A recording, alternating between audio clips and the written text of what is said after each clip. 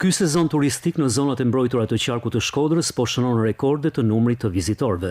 Statistikat zyrtare bëjnë me dije se gjatë 7 muajve të parë të këtij viti, mbi 500.000 vizitorë vendas dhe të huaj kanë frekuentuar 5 zonat e mbrojtura të qarkut. Fluksi më i lartë regjistrohet në Parkun Kombëtar të Alpeve, me qendër Thethin, i cili vetëm gjatë muajit korrik ka pritur mbi 90.000 turistë.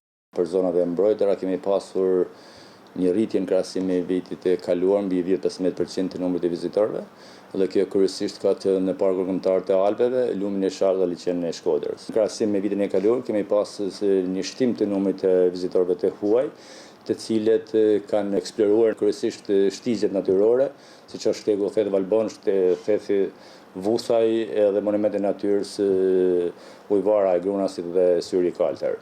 Rritja e numrit të turistëve sjell edhe sfidat për administrimin dhe mbrojtjen e këtyre territoreve. Ruajtja e pastërtisë, menaxhimi i mbetjeve dhe mbrojtja e biodiversitetit mbeten ndër prioritetet kryesore të ADZM Shkodër.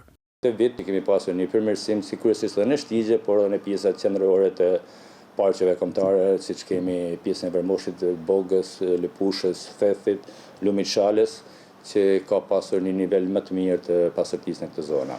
Në këtë sezon deri tani nuk janë shënuar incidente dhe vrehet një pranim më e madhe guidave turistike, veçanërisht në itineraret malore dhe shtigjet e turizmit të aventurës.